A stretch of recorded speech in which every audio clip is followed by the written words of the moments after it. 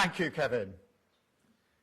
I want to begin by addressing some of the issues around the Mandelson case. I entered politics later in life. I did so after a career in the criminal justice system, including as Director of Public Prosecutions. I entered politics not for personal gain, not for status, and not to live a life detached from the reality that most people face.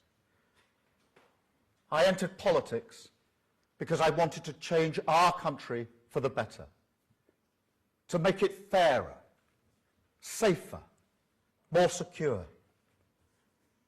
And I still believe that most people who serve in public life, whether as civil servants or elected politicians, do so for the same reason, because they believe in service, because they believe in duty, because they believe in the public good. But that is not why some people do it. And that is not why Mandelson did it. And that sense of duty only matters if the standards of public life are upheld. And in recent days, serious allegations and serious evidence has emerged concerning Mandelson's conduct, including his relationship with Epstein, a convicted sex offender. It had been publicly known for some time that Mandelson knew Epstein, but none of us knew the depth and the darkness of that relationship. What has come to light has raised serious questions. Information that was not known at the time of his appointment. Before he was appointed ambassador, Mandelson was asked directly about the nature of his relationship with Epstein. He was asked whether he had stayed at Epstein after his conviction. And when, later, further information came to light, he was asked whether he had accepted gifts and hospitality, about whether he had been fully transparent about the relationship. The information now available makes clear that the answers he gave were lies. He portrayed Epstein as someone he barely knew. And when that became clear, and it was not true, I sacked him. Such deceit is incompatible with public service. Let me be clear, no one is above accountability. And no one, however well connected, however experienced, however senior, should hold public office if they cannot meet the basic test of honesty. I also want to address the publication of the information Mandelson provided during the appointment process. I understand the strength of public feeling. I share the anger that people feel when powerful individuals appear to escape scrutiny. And I want to be able to release those documents as quickly as possible. I wanted to release them yesterday, in fact, and to talk about them at Prime Minister's questions. But the police have advised that releasing certain information now could risk prejudicing a future investigation or legal process. And however frustrating from my personal point of view that is, and it is, I will not take any step, however politically tempting, however popular, that risks justice for victims. Because this is not and must never become a political game. The victims of Epstein have lived with trauma that most of us can barely comprehend. And they've had to relive it again and again. They have seen accountability delayed and too often denied. To them, I want to say this. I am sorry. Sorry for what was done to you. Sorry that so many people with power failed you. Sorry for having believed Mandelson's lies and appointed him. And sorry that even now you're forced to watch this story unfold in public once again. But I also want to say this. In this country, we will not look away. We will not shrug our shoulders. And we will not allow the powerful to treat justice as optional. We will pursue the truth. We will uphold the integrity of public life. And we will do everything within our power and in the interests of justice to ensure accountability is delivered. That is what the public expects. That is what the victims deserve. And it is what I will do.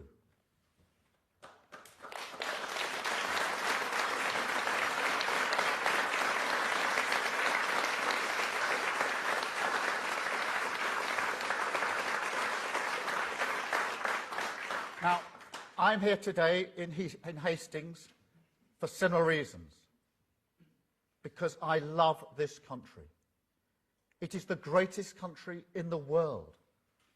The progress and prosperity I've seen throughout my life, the journey that I've been on personally, from a working class background to this, I owe everything to this country and its values. I've spent most of my professional life serving them, not just in politics.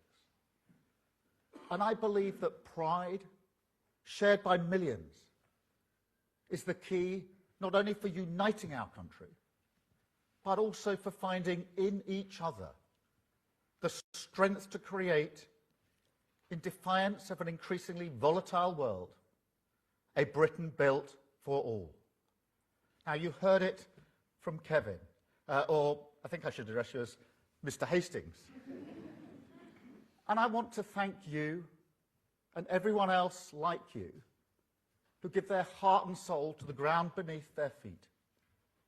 I believe in that pride. I believe in that purpose. I believe in British values, in rules that protect those in need, in the freedom to live and let live, in decency and tolerance, in respect for difference under the same flag. A common good. The idea fundamental to the Labour Party that a nation is not just a collection of individuals, but rather that we're bound by values, by common endeavour, and by responsibilities that we owe one another as partners in the project of this nation. I believe in our way of doing things when it comes to integration, a British way that has always been grounded in the fairness of the two-way street, in rights and responsibilities, in contribution, that the common sense that says people who come here, who work hard, contribute to our success, embrace our rules, buy into this project, they can become not just citizens, but neighbours, friends, equals, part of us.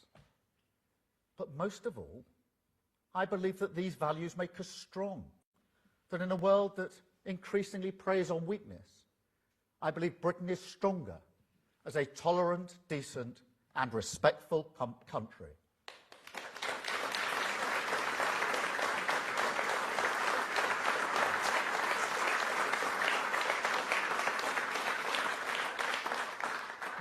But we must be honest, because while I will always believe in these values, we cannot be blind to the reality that in recent years their practice has often become poor. and that when it comes to our shared responsibilities, we've taken our eye off the ball, and that our social contract is currently nowhere near strong enough to weather the storms of this world, because it's been undermined by political neglect, the scorched earth of Tory austerity, high streets, libraries, youth clubs, the places that shape a life, that bring different people together, that create the bonds of memory and pride in so many towns. They were just abandoned. Until you see now, sometimes from the very same people, a politics that has no interest in rebuilding any of that, only in exploiting the social scars. You see it in the industrialised grievance factory, in parts of social media. Miserable video after miserable video, telling you that entire cities and towns, the great communities of this country, are wastelands, no-go zones. And worse, selling the lie, defied every day by millions of people in this country, that people who look different cannot really live together. I reject that completely.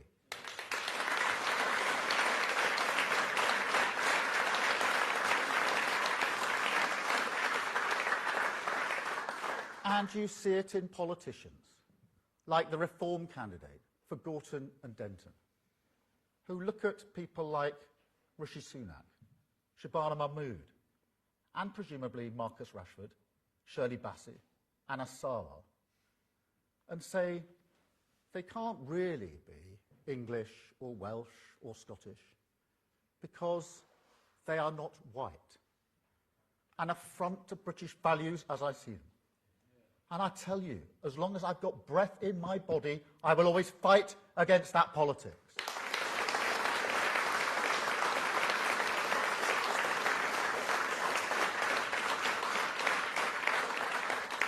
And on that, honestly, I never thought I would see the day when the Conservative Party would tolerate, for months, a man who went to Birmingham and said that the city had failed at integration because he didn't see enough white faces.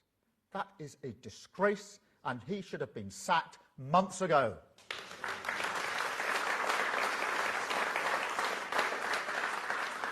But look, it's not just the right.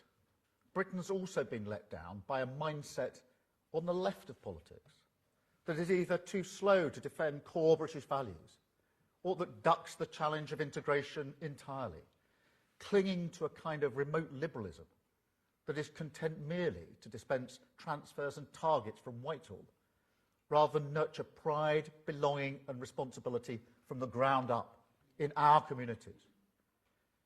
You know, the Labour Party is the institution that stood with working class communities in cities like Glasgow and Liverpool, and door by door, street by street, turned a politics shaped by grievance and religious sectarianism into one of national renewal.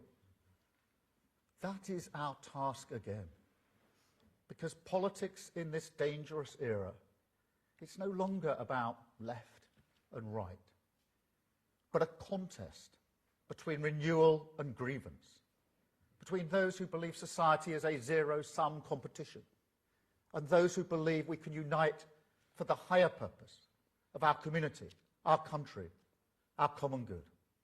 This government chooses the path of unity because that is the only way we can change Britain, the only way we can take control of our future, stand up to the world and walk forward together. And mark my words, it is a vital task.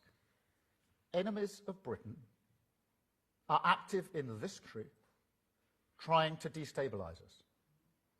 And so a strong society, its bills down, and its people feeling respected, will struggle to meet the test of our times. So we must strengthen our society to meet the test of our times. So we must strengthen our society, because it's vital for the future of this country. Now, it starts with the economy. That's fundamental. if we're going to defeat the politics of grievance, we must tackle the cost of living crisis, and we must raise living standards, not just in a few cities or regions, but across the entire country. And it's not hard to understand why. If you're simply battling through the days, it's hard to look forward with hope, let alone find the strength in each other. And so, all the decisions we took at the budget, getting inflation down, freezing rail fares, freezing fuel duty, slashing the cost of childcare for working parents, supporting people with their energy bills, but also investing in every community in this country, backing a proper industrial policy, raising the national minimum wage, that is all the absolute foundation of a strong society, essential for restoring hope in Britain. Second, we need to reform the state so that it recognises contribution as the common sense basis for integration, most of all on migration. Now, I know that migration is bound up with who we are. Of course it is. It's fundamental for the stories people tell about themselves, their family, their history and relationships. And I will never denigrate the contribution migrants make to our society and our story. Quite the opposite. And yet, it seems obvious to me that failures in Britain's migration system under the Tories were so shocking that they weakened trust in politics, faith in democracy to deliver what people vote for, and now, exploited by politicians of grievance, support the idea that diverse people can ever truly come together. Now, I reject that politics with every fibre in my being. But if you're serious about bringing this country together, you cannot ignore this issue. And so, yes, our reforms on migration are about taking control of our borders, but they're also about contribution. I mean, go back to Windrush, which is such an important moment in our national story. The people who came here, they weren't victims, they weren't vulnerable. Britain didn't invite them here as an act of compassion. That is liberal vanity. No, they came here because Britain needed them, because they wanted to come. And Britain wanted them to make a contribution. And they did. They helped rebuild this country. Now, I think there's far more dignity in that story, the real story, than in this kind of fairy tale of Britain's charity. There's a mutual respect in it, a fairness grounded in contribution that I believe has always been the basis of trust in migration policy for the vast majority of people in this country.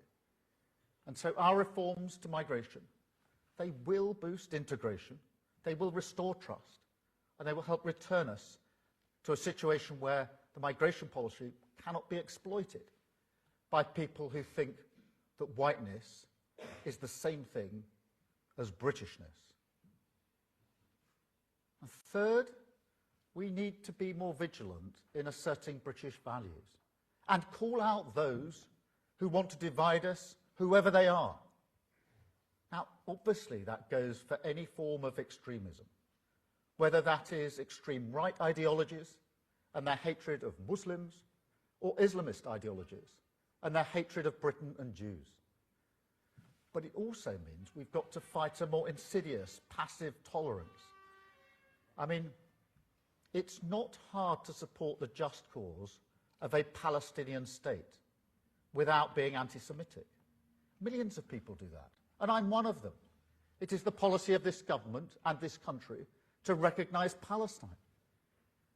And yet, on the marches that supposedly support that cause, you will often see clearly racist banners, anti-Semitic hate, a fact that leaves a minority community in this country scared and intimidated.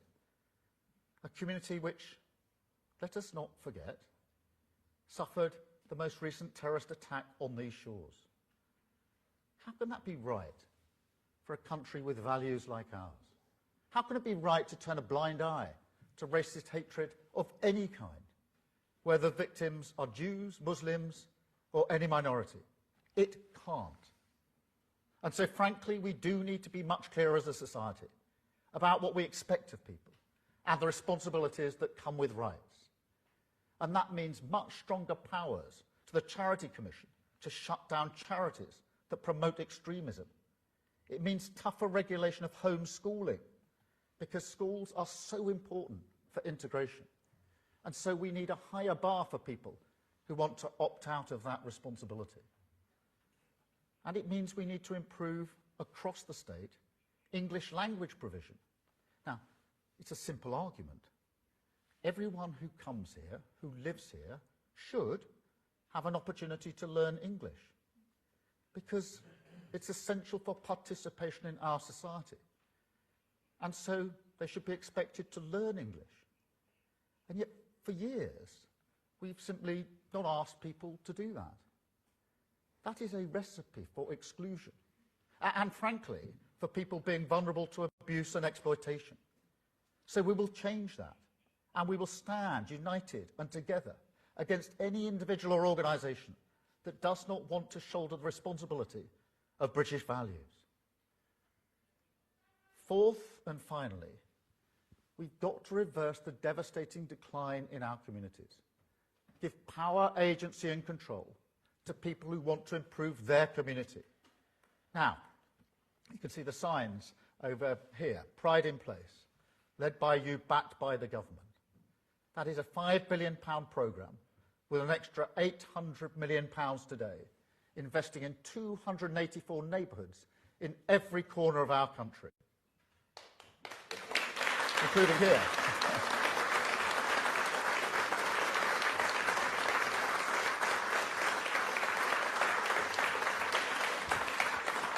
Because pride is the social glue, the force that holds together a community and a country.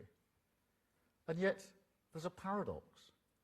This is the country where local identities, down to the village level, burn more fiercely than any other, where accents can change over a very small distance, where you get, amongst other things, a football league pyramid of 92 teams, 92 identities, 92 passions, and countless local rivalries.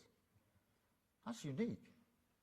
We're a country of 4 nations, distinct and proud, where, as this weekend's rugby will show, tribal rivalry is part of who we are. And yet 4 nations who time and again run through the fire together, a country forged by the solidarity of working people. But this is also a country, and this is certainly for England, where the state is one of the most centralised in the world, and where all that ferocious pride is completely ignored by politics. Take a man some of you know, Bernard Stonestreet, who I think is here. Where's Bernard? Bernard, very good to see you here. 24 years of service in the Royal Marines, I believe. Tours of the Far East, the Middle East, Europe and Northern Ireland. Now, for many of us that may seem enough service, but not for Bernard, because Bernard works tirelessly for Sussex, Hastings, the ground beneath your feet. He's opened a centre for veterans where they can come and get support for mental health advice, particularly from people who've been there. He's opened a veterans cafe too, and he's looking to help homeless veterans as well. Thank you, Bernard.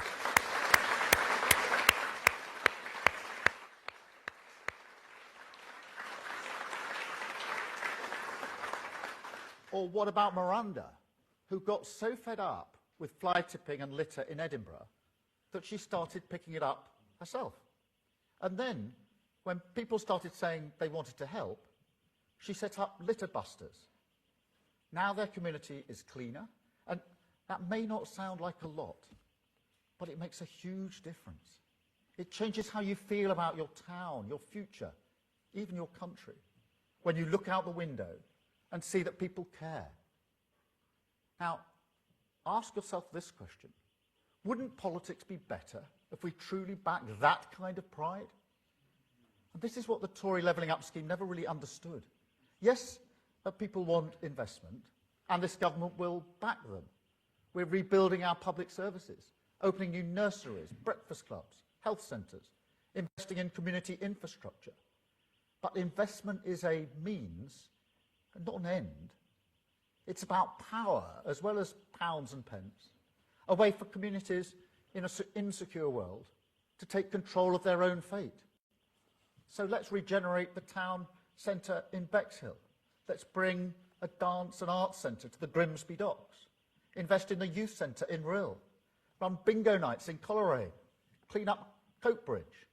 Create better sports facilities right here in Hastings.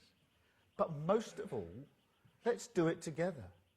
Because I've always believed that people with skin in the game make better decisions about their community and their future.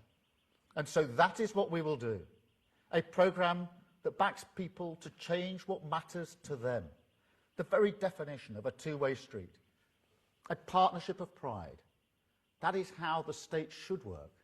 And with my government, it will.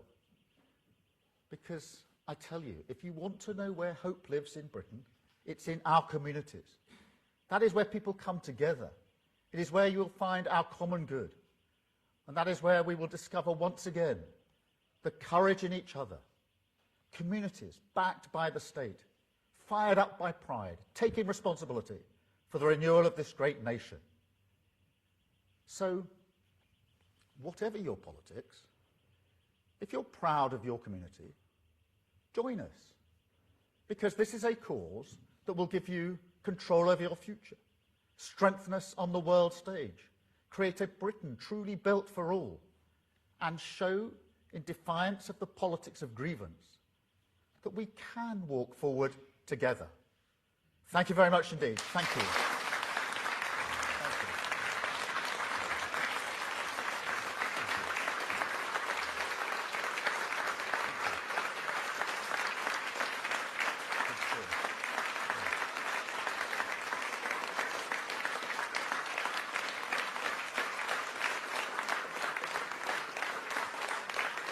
Thank you very much.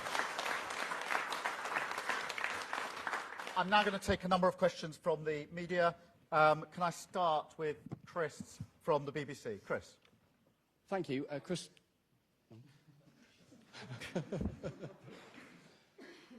Thank you. Chris Mason, BBC News. Prime Minister, why was it that a man who had already twice resigned from government and, crucially, had a publicly known ongoing friendship with a convicted paedophile was appointed by you as ambassador to Washington?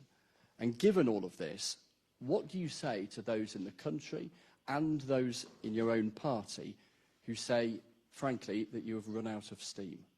Well, Chris, let me just address that head on and perhaps clarify something I said at Prime Minister's Questions yesterday about the relationship between Mandelson and Epstein. Because what I meant was it has been known publicly for some time that they knew each other.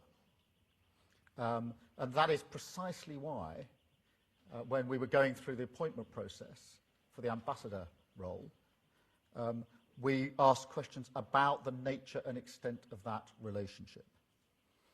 And what I didn't say yesterday, partly inhibited by the approach of the police, is that that is precisely why those questions were asked.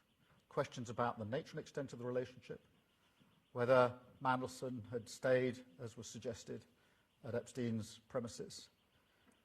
And the answers given to those questions were intentionally intended to create the impression that Mandelson barely knew Epstein, deliberately to create that impression.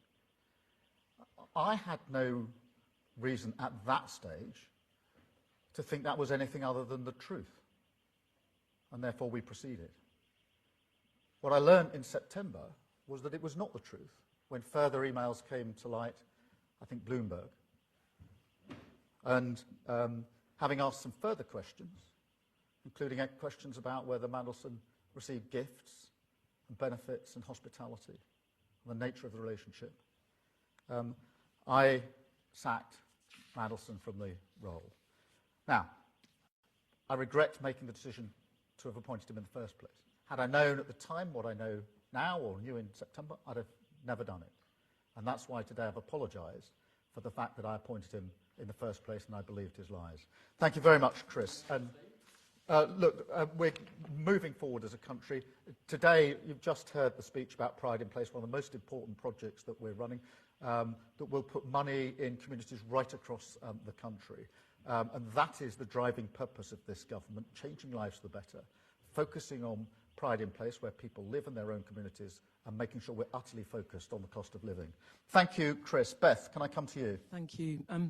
Thank you, Prime Minister. Prime Minister, we can all hear your anger, your regret, and most importantly, your apology to victims of Epstein for appointing Mandelson as your UNS ambassador.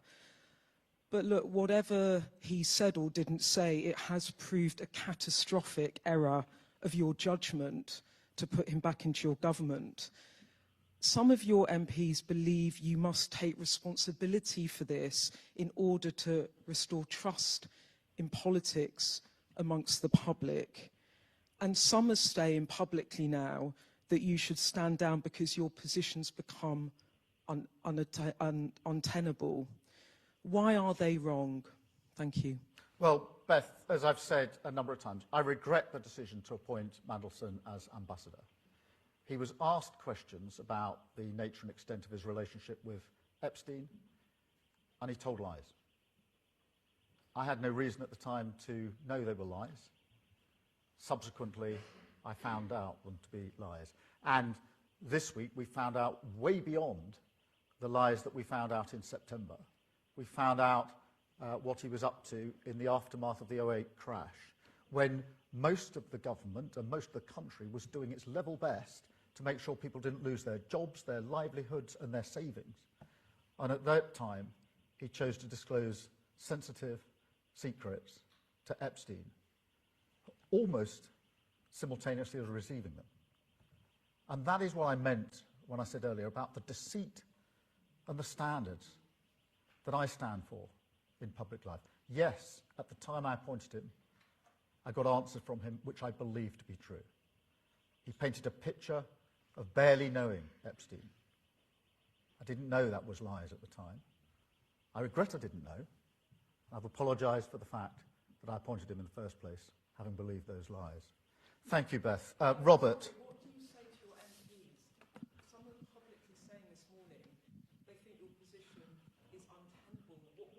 Please directly, what do you say to them? Firstly, let me say I understand their anger and frustration. I am angry and frustrated like them, because nobody wants to see these deceits in public life. They are angry about his association with Epstein, as am I. They're angry about what he did at the tail end of the last Labour government, and frustrated, as am I, that the full information of what was asked and answered when he was appointed can't be in the public domain. That is frustrating. As I say, I had hoped to deploy some of that at PMQs yesterday, because I wanted people to know what was said and what I received, but frustrating that can't be done. So I understand their frustration, but we must remain focused on what we were elected into government to do, which is to change this country for the better for millions of people, and that's what we will do. And today, in Pride in Place, what we've done on the economy are examples, but only examples of what we're doing. Thank you, Beth. Robert, well, hang on. Robert, ITV.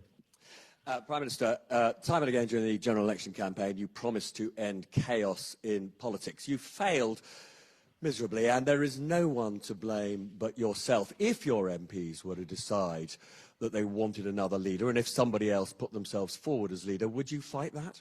Well, Robert, I was elected on a mandate in 2024 to change the country for the better, and that is what we're doing.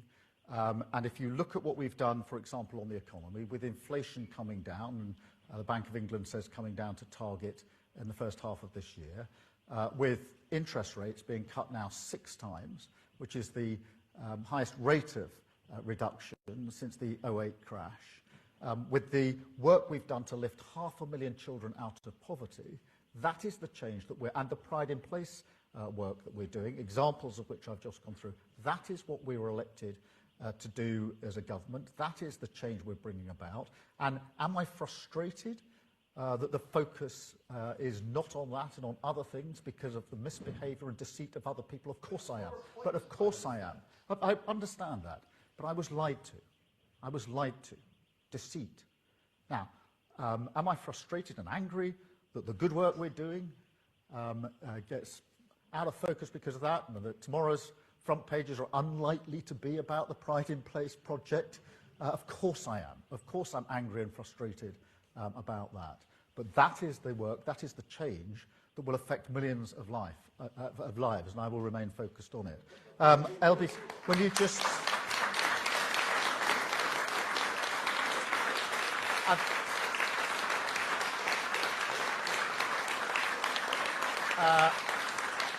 I've got Natasha from LBC. Natasha from LBC. Prime Minister, you mentioned national security in your speech just now being vital for our future. Donald Tusk has said Poland will launch an investigation into links between Jeffrey Epstein and Russian intelligence. Would you like to do the same? And on Mandelson, obviously you are a distinguished lawyer. I think the question many of our listeners and viewers have is, when you had that evidence about Lord Mandelson handed to you, why did you then believe him? Just on the first point, I think whether it's Poland or elsewhere, we're obviously always working with our allies on any issues of national security. On the question of why... look, the questions were asked of Mandelson, and he provided answers to those questions. They were about the nature and extent of his relationship with Epstein. They were about issues such as, did you stay at the premises, because that was in the public domain. That was something we needed answers to. When he provided answers to that, I had no reason to believe he was telling anything other than the truth. In September, Bloomberg produced some emails which made it clear to me and others that what I'd been told at the time was clearly not truthful, which is why I sacked him. What we've learnt this week is the further deceit that has been carried out in relation to government secrets that were released during the very course of the recovery when the government was working so hard to the 2008 crash. But I believed what he said to me. I regret that. I apologise for having believed him. He gave answers to the questions that were asked of him. I assumed and treated those answers as true. That was obviously a mistake. Thank you. I've got Sophia from Sun.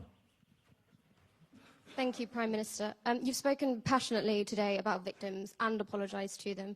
So I have to ask, even though you did not know the full extent of Mandelson's ongoing friendship with Epstein, it was never a good look at the time. Did you not personally have any reservations whatsoever about what you did know about that ongoing friendship? Any doubts, any curiosities? And do you feel confident you can ride out this storm? Well, the original, there was a due diligence exercise that culminated in questions being asked. Because I wanted to know the answer to certain issues, that's why those questions were asked. The answer to those questions were not truthful. There was then, I should add, security vetting carried out independently by the security services, which is an intensive exercise that gave him clearance for the role, and you have to go through that before you take up the post. Clearly, both the due diligence and the security vetting need to be looked at again. I've already strengthened the due process. I think we need to look at the security vetting, because it now transpires that what was being said was not true, and had I known then what I know now, I'd never have appointed him in the first place. In relation to your question, I was elected in with this Labour government to bring about change for millions of people. That's what I intend to do. The examples today are only examples of the Pride in Place. That makes a massive difference to so many communities, and it's not just a question of the money we're putting into communities, it's the power we're giving to them to make the choice over what the money is used for, which is vitally important. And the work we're doing on the economy to stabilise it, which is what we've done, will be to the huge benefit of millions of people across the country. Can I have Dave from the Mirror, please? Dave. Dave back from Mirror. Could I just clarify on the basis of what you said today and what you said yesterday? What was your understanding of what the relationship with between Mandelson and Epstein was? I mean, were you under the impression then that he had completely broken off contacts, friendship at the point of conviction? And at the point, you knew that there had been a relationship in the past. You knew that this was potentially a very dangerous situation that could come back to haunt you. Did you, as it were, make a deal with the devil that you knew that this could be damaging, but at the same time, Donald Trump is equally sort of impacted by this? No, the questions were precisely to get to that question of what was the nature and extent of the relationship, and then details about places he may have stayed. And the picture painted, the impression deliberately given by the information that was provided and the information that was not, to make my team believe that he barely knew Epstein. That's the picture he painted. That was a lie. But that's the lie that he painted, and that's the basis on which we made our decision. Can I have Kieran from The Guardian? Thank you, Prime Minister. Kieran Stacey from The Guardian. Prime Minister, I wanted to read out some of the things that Labour MPs have told us in the last 24 hours about you. One told us, "I'm personally not sure I could trust myself to back the Prime Minister in a confidence vote." Another said, "It's like Chris Pincher on steroids, it's over." Another said, "This government is on the run." One former minister said, "It's time for a fresh start, the sooner the better." Isn't the real lesson from yesterday that you can no longer command the majority in the Commons? And if so, isn't your authority fatally undermined? Well, look, I understand the anger and frustration amongst Labour MPs about what has happened, the deceit, both in the appointment of Mandelson as ambassador and what happened at the tail end of the last Labour government. I actually share that anger and frustration. It was palpable yesterday. I'm not surprised. As I said, most people come into public life to serve the common good, actually whichever political party they're in. And we may have different approaches, different politics, different ideologies, but the vast majority of people come into public life to do their best to improve their communities, to improve their country. And so when people who've been elected into power with that mindset find out that somebody else who's held a position of power does not share that mindset, has undermined it, they're angry and frustrated, not just at the deceit and the lies in the individual cases, but because they know it undermines what they stand for, the politics that they believe in. Now, I understand that, but we are changing this country for the better. We had 14 long years of failure under the Tory government, and we're correcting that. We've stabilised the economy, put a huge amount of investment into our public services, and we're rebuilding our communities. And I intend to go on doing that vital work for our country because I believe it is the absolute focus and the first importance for this government. I've got Hugo from The Eye. Thank you, Prime Minister. Hugo Jai from The Eye paper. You've talked today about what you see as some of the successes of your government, including the Pride in Place programme. You've also issued a warning about the prospect of a reform or conservative government, which you say would undermine national cohesion. Is your message to your own MPs who are now sceptical about your leadership that removing you would destroy the work your government's done and make a reform-led government more likely? My message is that every minute we spend talking about anything other than the cost of living, Pride in Place, how we stabilise our economy, and how we make the massive argument that we need to make, the argument of our time, that we must unite this country, understand that to be British is to be tolerant, reasonable, compassionate and diverse, and fight for it against the toxic division of reform. Every minute we spend not talking and focusing on that is an absolute minute wasted. Thank you very much indeed. Thank you all.